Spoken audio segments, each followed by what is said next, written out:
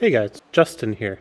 Sorry for the lack of content lately. I went on vacation and then conveniently got sick right afterwards, so been just keeping up as the shorts guy for now, but here I want to get back into the swing of things with a little bit easier of a video, and I just wanted today to talk about why I like the ARCA car so much. It's a meme in the community, at least with my videos, how much I like the ARCA car. I'm an ARCA farmer, but what do I actually see in the ARCA car and the ARCA series? So I wanted to explain why the ARCA car is one of my favorites and why I race that series more than anything else on iRacing and why I recommend the ARCA series to everybody. First off, it's pretty interesting that the ARCA car is not actually my number one favorite car on iRacing. Well, it used to be, but now that title is held by the Gen 4 car because the Gen 4 car is literally the ARCA car with more horsepower right now.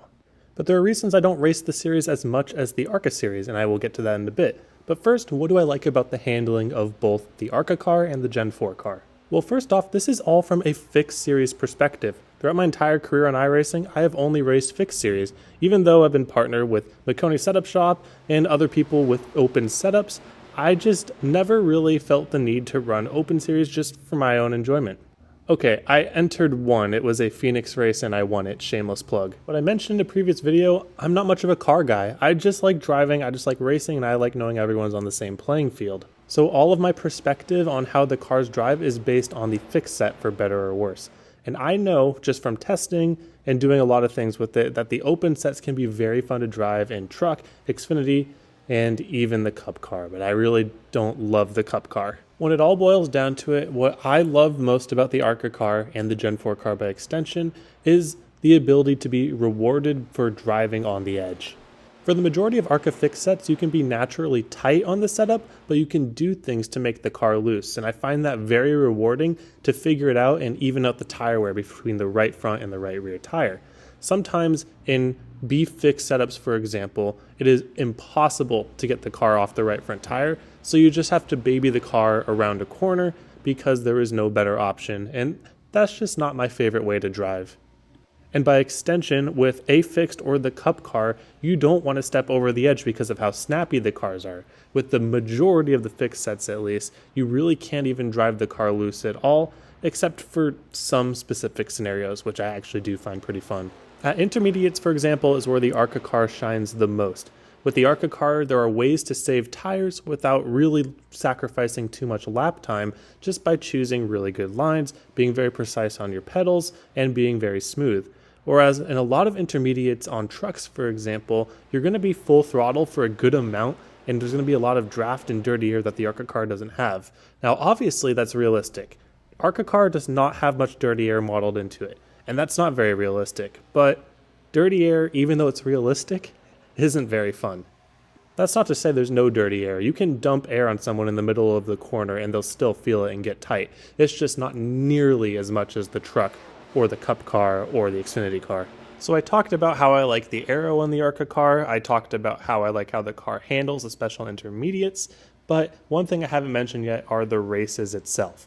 And this is why I race ARCA over Gen 4.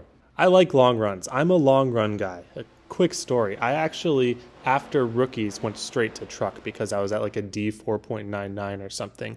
And I only raced trucks for maybe the first year on iRacing of me actually purchasing content. And I became the biggest tire burner in the freaking world. But after I kind of rage quit one day, I decided to go back to ARCA to learn how to save tires. And even though I race trucks a decent amount in Xfinity once in a while, I really haven't left ARCA since. I just think the strategy of long runs is really fun, and I think that caution-filled races with bunches of short runs where everyone's giving it their all for 10 laps and then switch tires, it's a different type of racing. I think there's a place for it, and I don't even hate that type of racing per se, but I just like knowing that I got a long run, I can save my tires the way I know how to. That's just fun for me. So if you've written off ARCA as a rookie series, it really isn't quite that, especially at the higher levels. It's a place at the very least that you can learn how to prepare for long runs for other series and also learn how to drive a car on the edge while being rewarded for it. I've made a video on my top tips for the ARCA car. It was a while back, so some of you guys might not have seen it. So I'll leave that in the description, along with some of my other ARCA general content. Now, I'm not trying to say that ARCA and Gen 4 is perfect in any way. There are some tracks that the ARCA car kind of struggles at, especially in cold weather. It becomes very hard to pass at most tracks. But you put the ARCA car on a sunny day, hot weather, on pretty much any track, and there will be passing on the long run, and there will be people coming and people going, and I just think that is where oval racing shines. I will submit some of the short track setups are a little wild though, so maybe if you are a beginner in short tracks, the ARCA car on a quarter mile or a half mile isn't the place to start with that. I would probably start in the late models over it. So leave a comment below what your favorite series is on iRacing and why you even like it so much, because I think sometimes we take for granted what our favorite series is and what we like so much about it until we have other series that kind of don't fit that mold. Thank you all for watching. I hope you have a wonderful day, and I hope to see you all on the track.